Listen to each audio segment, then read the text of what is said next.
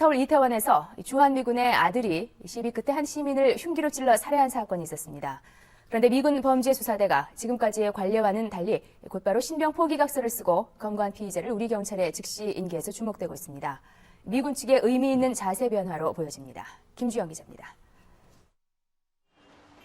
지난 3일 어깨가 부딪혔다는 이유로 22살 조중필 씨를 살해하고 미팔군 영내로 달아난 미군 가족 패터슨 군은 곧바로 미군 범죄수사대에 붙잡혔습니다.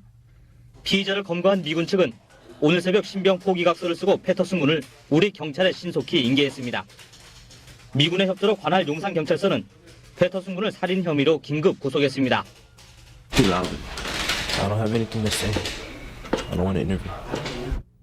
92년 동두천 윤금희 씨 살해 사건에서처럼 미군 측은 언제나 여론의 추이를 봐가면서 우리 쪽의 피의자를 인도했습니다. 지난해 7차 개정 협상에서도 타협점을 찾지 못한 한미 행정협정은 우리나라의 구속수사권 행사를 극히 제한하고 있습니다. 특히 미군이나 그 가족이 범죄를 저지른 뒤 영내로 달아나면 신병 인도나 재판권을 행사하는 것이 불가능합니다. 따라서 이번 사건처럼 미군이 소파 규정의 권리를 스스로 포기한 것은 의미 있는 자세 변화로 볼 수 있습니다.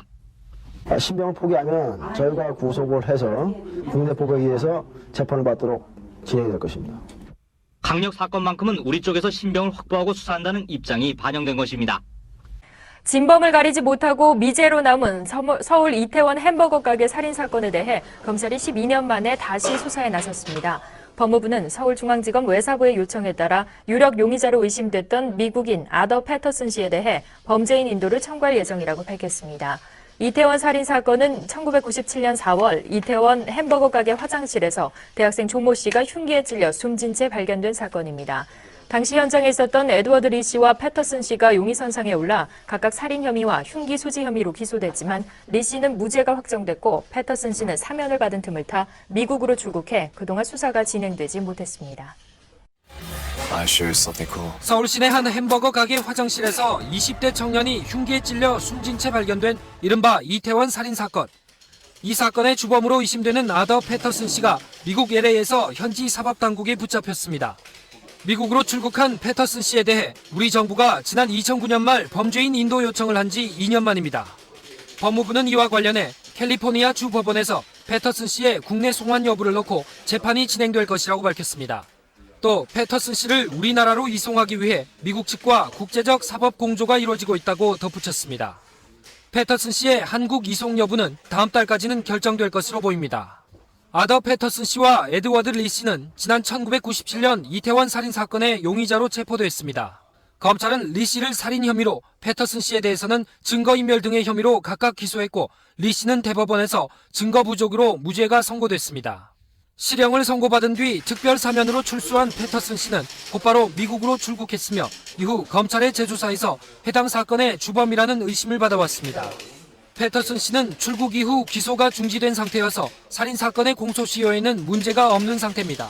구속 상태에서 재판정에선 패터슨은 붉은 줄무늬 수의를 입고 수갑과 족색깔이 찬 중재인의 모습이었습니다. 취재진을 보고 흠칫 놀라기도 했지만 퇴정할 때는 어머니와 눈인사를 나누는 등 여유를 부렸습니다. 검사는 패터슨이 범인이라는 증거가 아주 많고 에드워드 리와 공동정범이라고 주장한 반면 변호인 측은 살인을 저지르지 않았다고 맞섰습니다. 되려 변호인 측은 패터슨이 합법적으로 한국을 떠나 미국에서도 숨지 않고 떳떳하게 살아왔다는 카드를 꺼내들었습니다. 내년 4월이면 끝나는 공소시효 문제를 정면으로 제기하겠다는 속내를 드러낸 겁니다. 변호인 측은 무죄 입증을 위해 필요하다며 한국의 재판 기록도 요구하고 나섰습니다. 판사가 6달이나 걸린다며 받아들이지 않았지만 재판 절차를 늦추려는 일종의 지연작전으로 보입니다. 이태원 살인 사건의 진범으로 지목된 아더 존 패터슨이 오늘 새벽 인천공항을 통해 입국했습니다.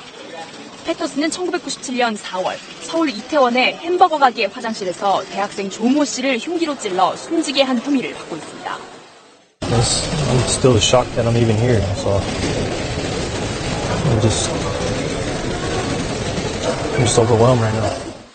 살인 사건 당시 수사선상에 올랐던 용의자는 미국인 패터슨과 재미동포 에드워드 리 등 2명이었습니다. 당시 검찰은 에드워드 리의 단독 범행으로 결론 내리고 재판에 넘겼습니다. 하지만 다음해 9월 대법원이 에드워드 리에게 무죄 판결을 내리면서 사건은 미궁에 빠지게 됩니다. 뒤늦게 검찰은 패터슨을 사건의 진범으로 보고 재수사에 들어갔고 2011년 패터슨을 살인 혐의로 기소했습니다. 하지만 패터슨은 이미 도주해버린 뒤였습니다. 1999년 8월 검찰이 출국 금지 기간을 연장하지 않은 틈을 타 한국을 떠나봅니다. 검찰의 기소 이후 미국 법원은 범죄인 인도를 허가했지만 이에 불응한 패터슨이 끈질기게 이의를 제기하는 소송전을 벌이면서 송환은 지연됐습니다.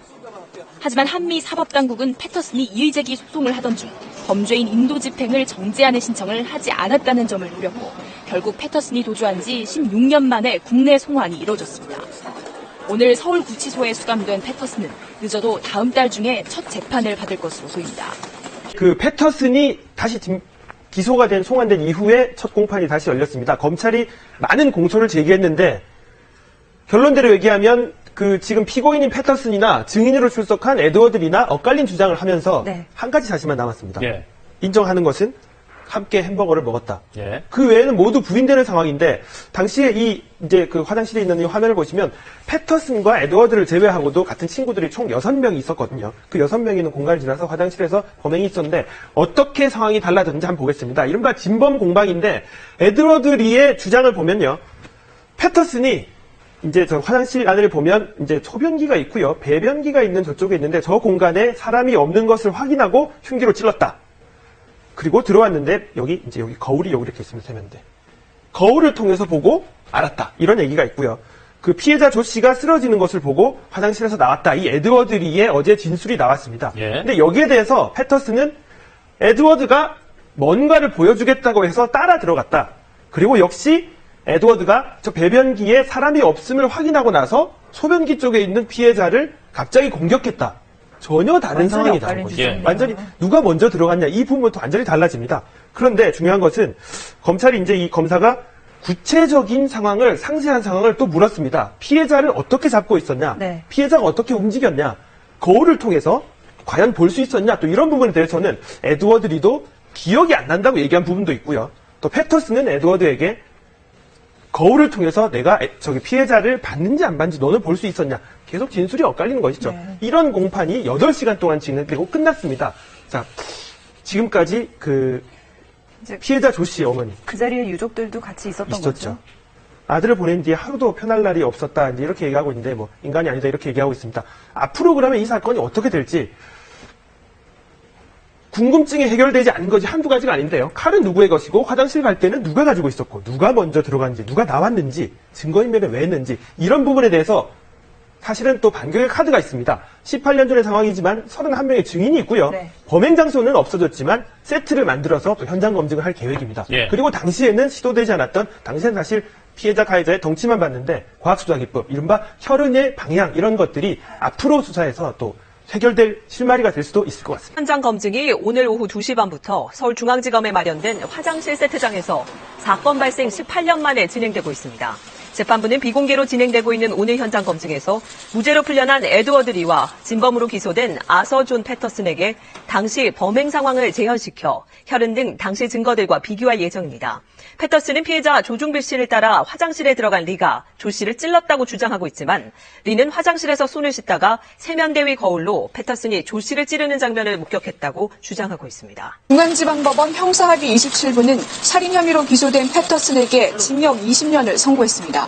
재판부는 사건 당시 범인에게 피가 많이 묻었음이 명백한데 패터슨의 손과 머리, 옷 등에는 피가 많이 묻은 반면 에드워드리에게는 피가 적게 묻어 있었다고 밝혔습니다. 또 패터슨이 피해자를 찔렀다는 에드워드의 진술은 일관되지만 패터슨의 진술은 일관되지 않고 객관적 사실과도 부합하지 않는다고 밝혔습니다. 재판부는 또 에드워드 리에 대해서도 패터슨이 피해자를 찌를 것을 알고 있었고 사건을 공모한 사실이 인정되지만 이미 같은 사실로 확정 판결을 받았다고 밝혔습니다. 앞서 검찰은 사건 당시 17살이었던 패터슨에게 내릴 수 있는 법정형의 상한인 징역 20년을 구형했습니다.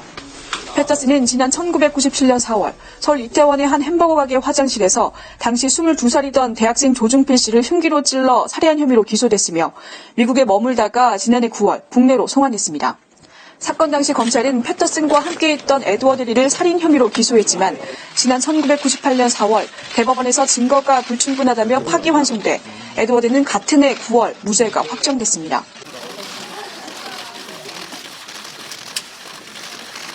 오늘 이렇게 20년 선고를 하니까 그래도 마음이 후련해요.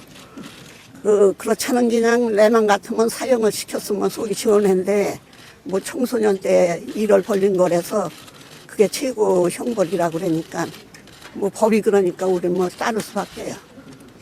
패터슨은 끝까지 범행 부인하고 있는데 아주 걔 나쁜 아이예요. 그냥 두 놈이 다 나쁜데 사람을 죽이고도 서로 미루는 걸 보면은 그렇게 왜 먼저 검사는 그렇게 했는지 내가 알 수가 없어요. 그게 걔도 같이 벌을 줘야 되는 건데 먼저 검사가 하나만 집어넣는 바람에 걔는 1년 6개월 살고서는 그냥 면했잖아요.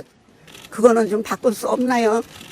사람을 그렇게 억울하게 죽여놨는데 얘도 중필이가 마음은 놓을 것 같아요. 이렇게 억울한 거를 좀 풀리는구나 하고 그런 생각할 거예요. 우리하고 똑같죠. 걔는 더 해지. 이 좋은 세상에 살지도 못하고 갔으니까 그놈들이 그냥 쓰레기 같은 놈들이 글쎄 남의 자식을 그렇게 죽여놔서 너무 억울해 그냥. 중필이는 진짜 모범 생겼는데 그만할게요.